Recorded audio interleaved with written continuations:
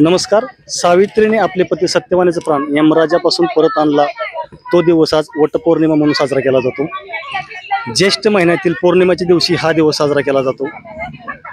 आणि वडाच्या सावित्रीने यमराजाकडून ते प्राण वडाच्या झाडाखाली सत्यवानाचे प्राण परत आणले.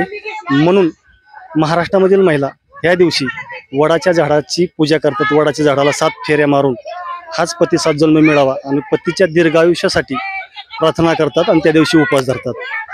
बारामती तालुक्यातील सोमेश्वर नगर या ठिकाणी गड किल्ले ग्रुप हा असाच ग्रुप पुरुषांच्या ग्रुपने आज वडाला 7 फेरी मारत आपल्या पत्नीच्या दीर्घायुष्यासाठी प्रार्थना केली.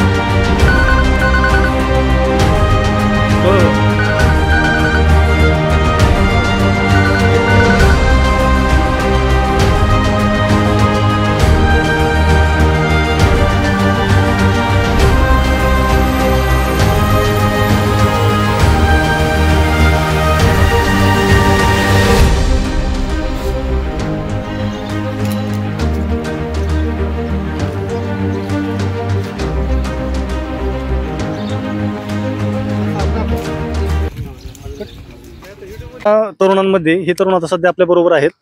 ही त्यांना कल्पना ही कशी सुचली की वडाला 7 फेरी मारायचं बाबा? आपण त्यांच्याशी बोलूया की ही कल्पना तुम्हाला कशी सुचली, काय सांगचाल? इथून मागे बघताना सगळ्या महिलाच फक्त वडाला 7 फेरे मारतात आणि 7 जन्मी हाच पती मिळावा हे करतात. तर त्याच्यामुळे ती कल्पना आम्हाला आमच्या सगळ्या गड किल्ले ग्रुपला सुचली आणि त्या माध्यमातून आम्ही आमचा सगळा ग्रुप त्या माध्यमातून आम्ही वडाला 7 फेरे मारून 7 जन्मी हीच पत्नी मिळावी अशी सर्वांनी प्रार्थना केली वडाला. तुम्ही काय सांगताल?